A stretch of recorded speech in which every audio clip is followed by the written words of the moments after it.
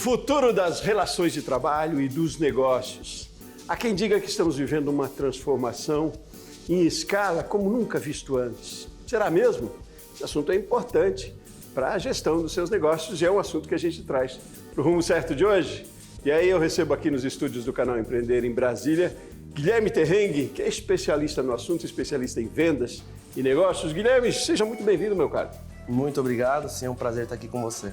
Prazer todo nosso, obrigado também pela sua disponibilidade de vir conversar com a gente. Você veio de São Paulo, inclusive, né? Está em Brasília por outros motivos, mas tirou um tempo para conversar com a gente, eu fico muito agradecido por isso. E Guilherme, antes da gente começar a conversa, eu queria conhecer um pouco mais de você, do trabalho que você desenvolve hoje, da sua trajetória, para a partir daí a gente segue na nossa conversa então. Claro, com certeza. Prazer de novo estar aqui com você.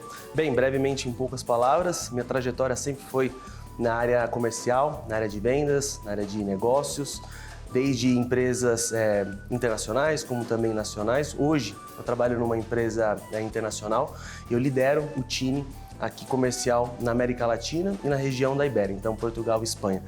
Majoritariamente trabalho com identificação digital e aí também tem um projeto aqui pessoal que eu também falo bastante de vendas e de negócio. Foi justamente por isso que eu resolvi vir aqui falar com você. Rapaz, você é muito jovem, essa trajetória começou muito cedo, a sua formação acadêmica foi como? Como é que é? Claro. Bem, acho que não foi nem tão cedo nem tão tarde, foi relativamente normal. Fiz Relações Internacionais, depois fiz também uma outra pós-graduação e agora estou fazendo um MBA nos Estados Unidos também com foco em empreendedorismo. E eu acho que eu peguei num timing normal de um jovem que começa numa faculdade e depois começa a estagiar. Mas tem uma veia empreendedora aí, vem de família também? Como é que é? Boa pergunta. Na realidade, não. Na realidade, eu sempre gostei, não tem nenhum family business, não tem nenhum negócio familiar, mas acho que eu posso dizer que é uma coisa que eu sempre gostei, um tema que eu sempre tive um certo interesse a mais. E aí agora, principalmente com esse MBA, nessa faculdade que eu faço, chamado Babson College, que é a faculdade número 1 do mundo em empreendedorismo. E aí, por isso que, digamos que a pequena veia que eu tinha ali nisso, ela foi acentuada depois que eu entrei lá. Agora, Guilherme, no começo eu falei que a gente está vivendo uma transformação, quase uma revolução mesmo no mundo dos negócios, nas relações de trabalho também. É verdade? E até que ponto, em que pé está essa mudança, essa revolução? Nós estamos no meio dessa mudança, a pandemia interferiu nisso, como é que a gente está nesse mercado? Boa pergunta. Olha, eu diria que a revolução ela é constante, ela não é de um dia para o outro. Talvez tenham momentos onde sejam mais acentuados ou menos acentuados, mas eu diria que ela é constante. Se o empreendedor ele quiser ter êxito, ele quiser ter sucesso, ser bem-sucedido, ele tem que sempre acompanhar essas mudanças. Ainda mais se esse empreendedor ele lidar com tecnologias, que a mudança ela é constante. Mas eu diria que no Brasil, que além dessa mudança ser constante, a gente vive um cenário instável por estar aqui num país em desenvolvimento, essa questão de adaptabilidade ela é primordial para qualquer tipo de negócio. Mas o que é fundamental nessa adaptabilidade? Tecnologia, sim, é certo já, né? Mas as relações de trabalho mudaram também? Mudaram. Eu diria que, vamos listar aqui 3 pontos, tecnologia, processos e pessoas. São esses os 3 pontos principais que o empreendedor pequeno, médio ou grande, ele precisa ter para ele ser bem-sucedido.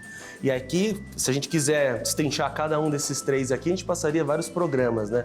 Mas listando bem rapidamente, né? Tecnologia eu acabei de falar, então você tem que ter uma tecnologia que esteja aderente ao momento atual. Pessoas, contratar pessoas que estejam ligadas à sua proposta de valor, à sua missão, à sua visão como empresa.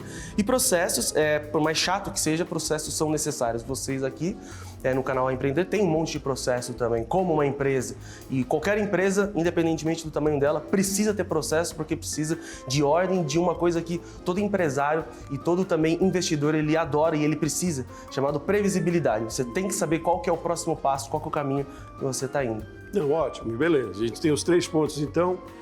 É interessante a gente explorar cada um deles de forma um pouquinho mais aprofundada e nem tanto também. Mas em tecnologia, quando a gente fala em tecnologia, o que você acentua que é mais importante hoje? É marketing, é divulgação, é também a tecnologia nos processos? Eu diria que sim, é uma mistura desses 3.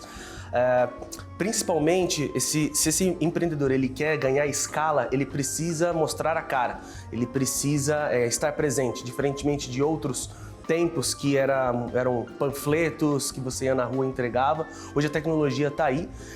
E eu sou um resultado disso, também estou aqui por conta disso, da tecnologia que catapultou essa oportunidade para estar aqui, para que você mostre o seu produto para quem quer comprar e para quem esteja...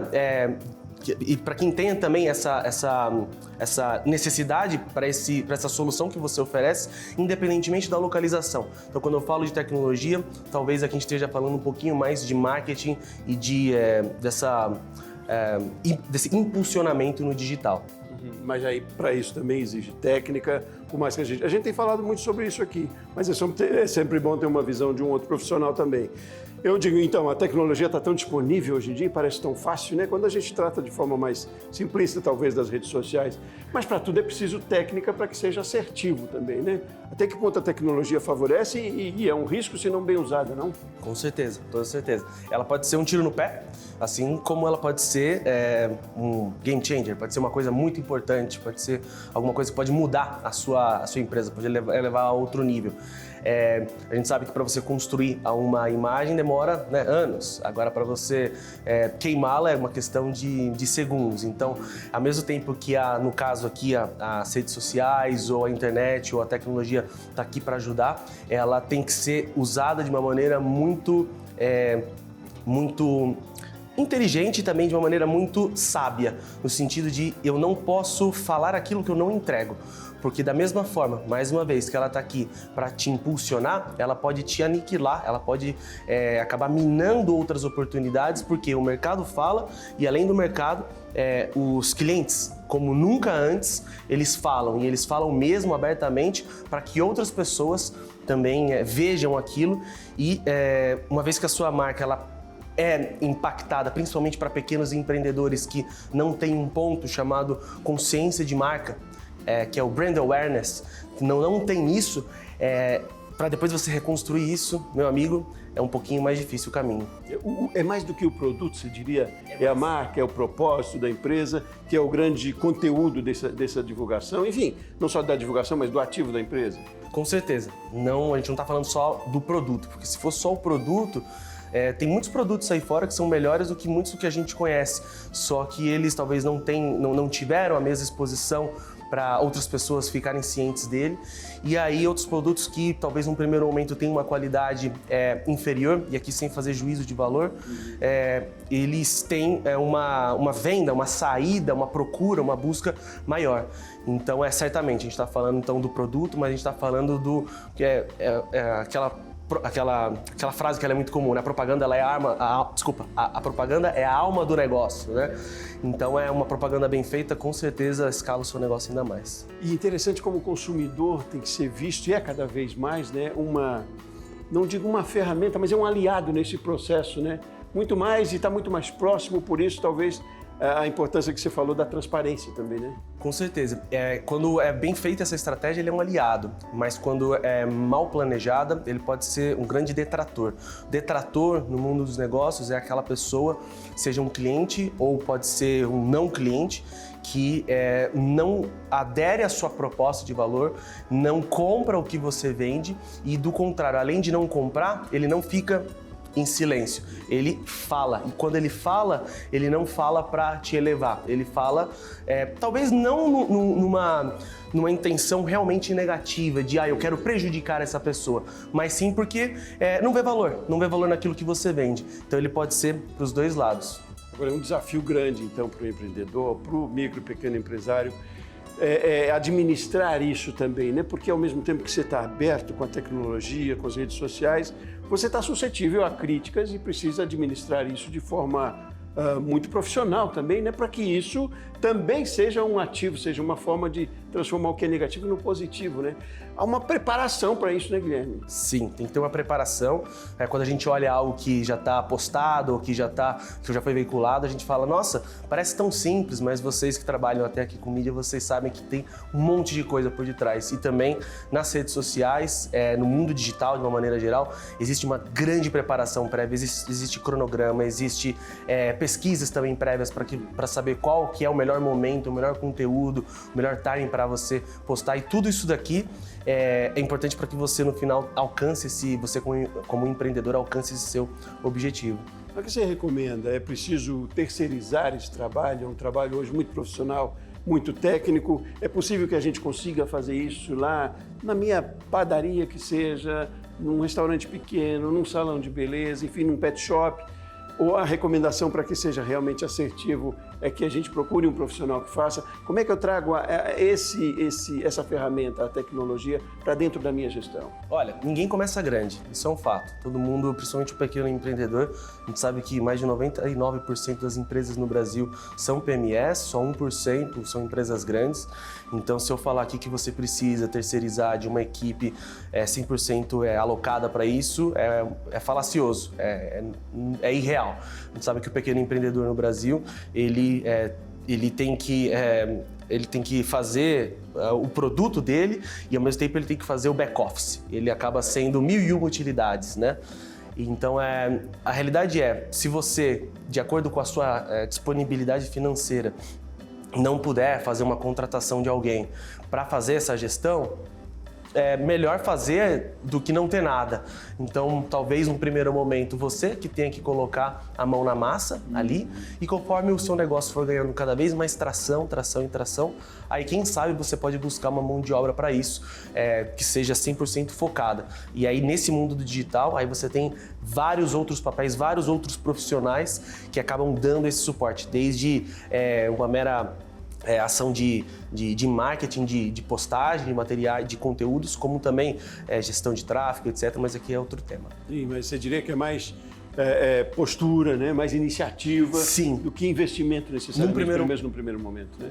Exato, no primeiro momento, total iniciativa, total faca nos dentes, e aí depois, conforme o negócio for crescendo, aí talvez pensar em colocar isso daqui na mão de outra pessoa. E como você tem visto isso hoje no nosso mercado, conhecendo e até, enfim, navegando, eu diria, pela internet, a gente tem feito bastante assertiva essa ação, como as empresas têm feito hoje no Brasil, quando você avalia, olhando outros, olhando até você como consumidor, como é que a gente hoje no Brasil trabalha isso?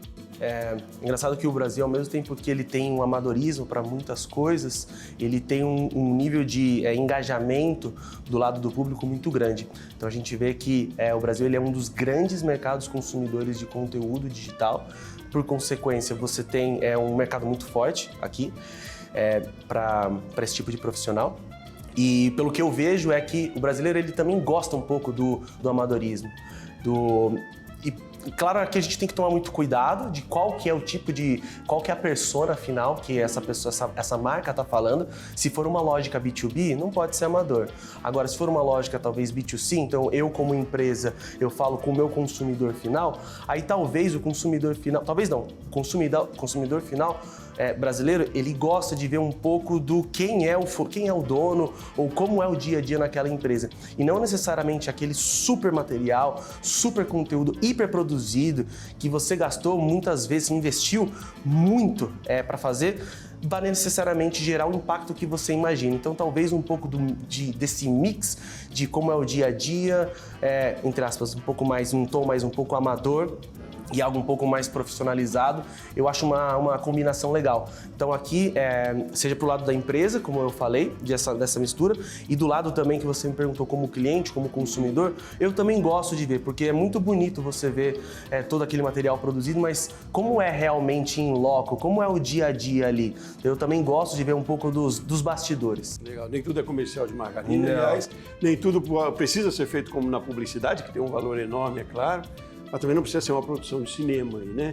O importante talvez seja a identidade do que você está vendendo ali, né? Exatamente. Vou falar um pouco mais sobre isso, vou envolver pessoas também que você falou e também processos. Mas vamos fazer um intervalo rapidinho, como certo, volta já já.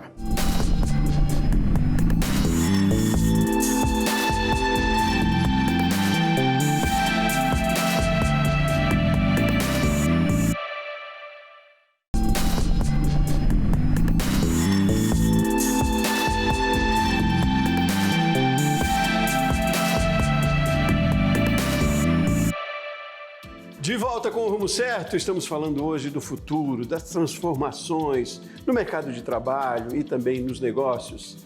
E está aqui comigo especialista no assunto, especialista em negócios, em vendas, Guilherme Terrengue. Guilherme, vamos continuar essa conversa? A gente explorou bastante no bloco anterior essa questão da tecnologia, que é um dos pontos importantes que o empresário tem que tomar conta, tem que tomar atenção, né, o empreendedor, porque é um ativo forte, é uma ferramenta hoje indispensável, e quando a gente fala de futuro, não é nem tendência, não é nem futuro, é para hoje, né? Agora tem outros dois pontos que você chamou a atenção também bastante, que são pessoas, né, o capital humano, e processos também dentro de uma empresa. Quando a gente fala de gestão, que importância ou de que modo devem ser tratadas essas duas questões, esses dois pontos, pessoas e processos? Bem, essa eu diria que é a tríade que tem que funcionar para que qualquer tipo de negócio, como a gente já comentou, seja bem sucedido. No que se trata de pessoas, o que eu diria hoje é você contratar pessoas que realmente comprem a sua ideia. Então, quando eu falo pessoas, eu não falo pessoas com o cliente, como no caso, no sentido do cliente final, mas pessoas que vão trabalhar com você, que vão pôr em prática toda a sua visão como empresário, toda a sua missão como empresa também e todos os seus objetivos corporativos. Então, são pessoas que vão estar engajadas, que vão estar motivadas para fazer aquilo e também são capazes de executar aquilo que você tem como premissa, que você tem como objetivo. E aí a gente poderia falar de um processo de contratação, como você poderia fazer uma contratação de diferentes estilos de pessoas, desde pessoas talvez dessas últimas gerações que tem ainda mais uma conexão com a proposta da empresa, talvez com outras de outras gerações que esse ponto seja algo secundário ou terciário, e aí você conseguir dar essa riqueza no seu time através de diferentes gerações também. Aí é um processo que começa lá no recrutamento, né? Quer dizer, os RHs têm que mudar de postura então também.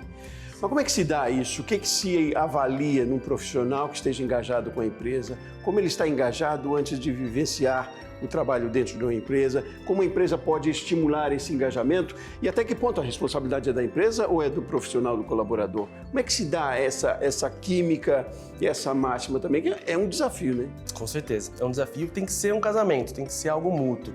Não pode ser só unilateral, ele tem que ser dos dois lados. E aí tem um conceito também chamado marca empregadora. Esse conceito de marca empregadora é um conceito de eu como empresa, eu como marca, além da minha proposta de valor como empresa, eu também me preocupo com os meus funcionários e eu tenho uma marca a prezar como um empregador.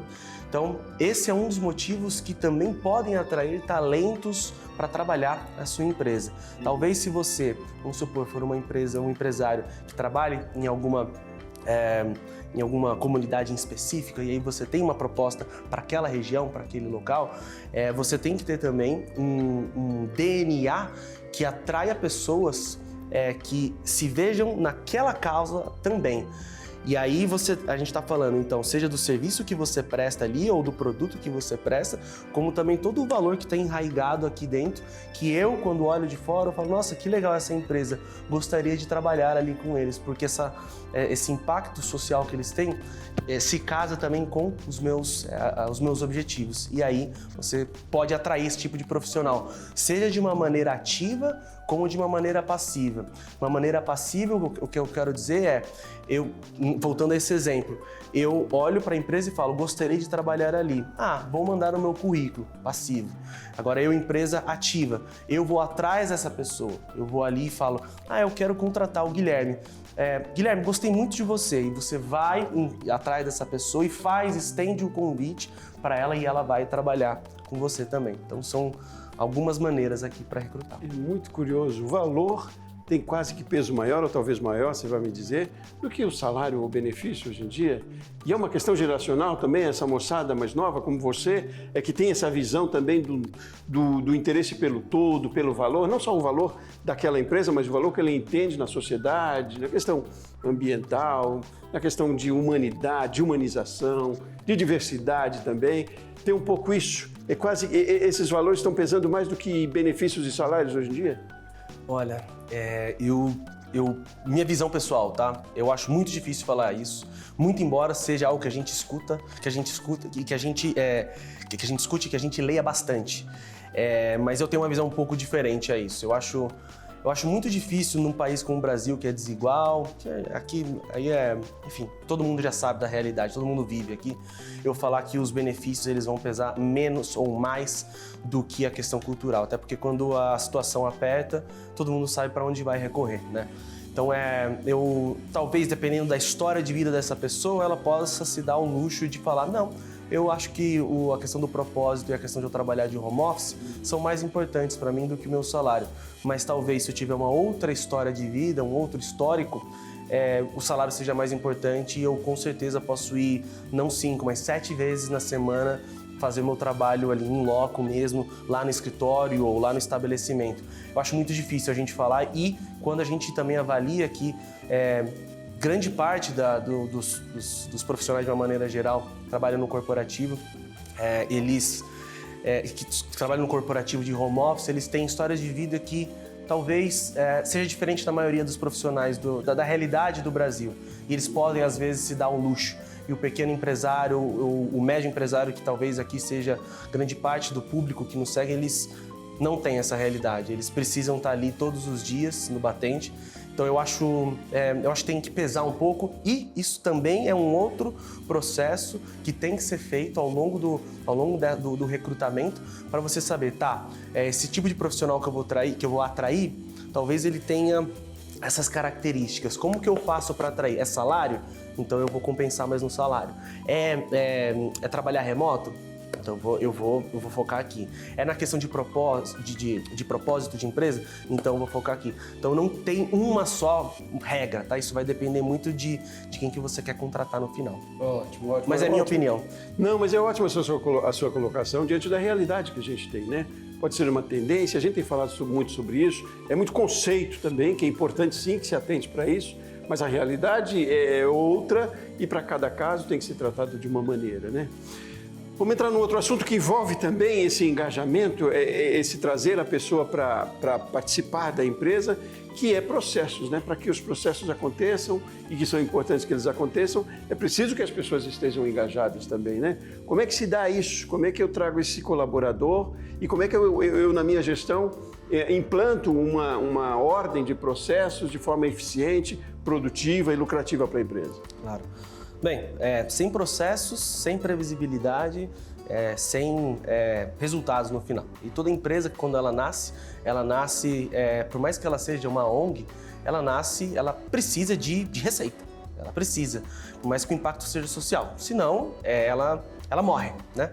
Uma empresa, quando ela nasce em prol do quê? De oferecer algo à sociedade. Quando ela oferece algo, a sociedade reconhece isso e, ao reconhecer, ela bonifica, ela paga, no caso, o serviço dela para que ela sobreviva. Empresas cuja proposta de valor a sociedade não reconhece, ela tem um destino, morre. Ela deixa de existir. Por isso que os processos são importantes, porque se você não tiver uma estrutura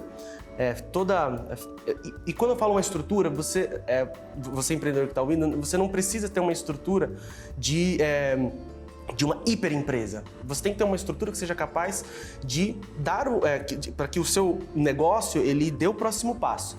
Como empreendedor, o seu objetivo não é olhar nos próximos 10 quilômetros, é nos próximos 100 metros. Você olha 100 metros, 200 metros, 500 metros, e aí você vai aumentando. E os processos ajudam justamente ao empreendedor olhar os próximos metros. Como a gente falou no início, no Brasil, instável, país em desenvolvimento, novas tecnologias, é difícil para você é difícil até para grandes empresas, para pequenas empresas olhar e falar como que vai estar a minha empresa daqui a 2 anos. Eu nem sei se minha empresa vai existir daqui a 2 anos. 80% das empresas morrem no Brasil em até 2 anos. Então eu nem sei se eu vou estar aqui ainda. Então o ponto quando eu falo de processos é você ter minimamente um processo bem estruturado para você ter uma ideia de fluxo de caixa, você também poder fazer mais com menos. Então talvez você fazer uma alocação de recursos de uma maneira inteligente, não ter duplicação de recursos. Além disso, você também ter uma ordem para que não somente você como empresário saiba conseguir, mas quem estiver trabalhando também com você saiba conseguir, porque se você como dono do negócio tiver que fazer isso tudo, sempre todo mundo estiver chegando em você e falar, olha, como é que eu faço isso? Você não é um empresário, você é um empregado. E a sua função não é ser um empregado, senão você trabalharia para outra pessoa. Sua função é liderar um negócio. E como líder de um negócio, você tem que dar essa autonomia através de uma criação de processos, de previsibilidade, tudo isso que a gente já falou, para que outras pessoas possam executá-las para você. Descentralizar, né? Descentralizar. Porque a gente também, enquanto empresário e empreendedor, e micro e pequeno então, que está ali todo dia, é difícil isso também, né? Você está junto da produção, quer dizer, precisa você sair da linha de produção, da correia mesmo, e olhar do escritório, talvez, né? É uma coisa, parece que é demais, é dizer, delegar é difícil, né? Eu quero estar lá junto, eu quero fazer, porque tem aquela máxima de que o boi só engorda com o olho do dono, mas nem sempre, quer dizer, não precisa estar todo dia junto e, aliás, é mais eficiente se você criar o processo e poder administrar isso de fora, né? Guilherme, queria que você sintetizasse para mim, a gente conversaria muito mais aqui sobre todos esses pontos, mas se a gente for sintetizar, quando a gente fala de importância e tendência até hoje de negócio, relação de trabalho, trazendo isso para a nossa gestão, o que você considera hoje de importante? Vamos começar, pelo menos começar. Você não tem grande investimento, mas tem que ter uma postura de começo. Por onde começar? Para a gente sintetizar a nossa conversa. Claro. Bem, primeiro eu diria que você tem que ter a vontade, você tem que saber que você vai ter bastante dificuldade, e é normal. A vida do empreendedor é um leão a cada dia. Então, primeiro é você ter a vontade de executar. Segundo, executar. Terceiro, ter constância para qualquer coisa na sua vida. No caso dos negócios não é diferente. Então, você ter essa constância e se você tiver um propósito mesmo, e talvez esse propósito você não encontre na sua empresa, mas seja algo até pessoal, ele é um alicerce importante para que você se sinta motivado. E não só motivado, mas também até disciplinado para você continuar seguindo. Então, aqui a gente está falando de algo um pouquinho mais pessoal, porque o trabalho do empreendedor, ele é muito solitário, principalmente no início. Então, se você tiver onde você se agarrar, pelo menos num primeiro momento, eu acho que é importante para que você consiga depois dar continuidade. É a essência, né? Pegar na sua essência ali, que você sempre sonhou em fazer, e fazer isso com eficiência, talvez seja aí o caminho, né? A linha, o fiozinho da linha, né? Guilherme Terrengue, foi um prazer conversar com você, um aprendizado também. Volte sempre, uma boa estada em Brasília e, enfim, muito obrigado pela sua participação aqui com a gente. Muito obrigado pelo convite também, foi um prazer. Muito obrigado a você que acompanhou o Rumo Certo de hoje. Um abraço grande, eu volto no próximo programa. Até mais.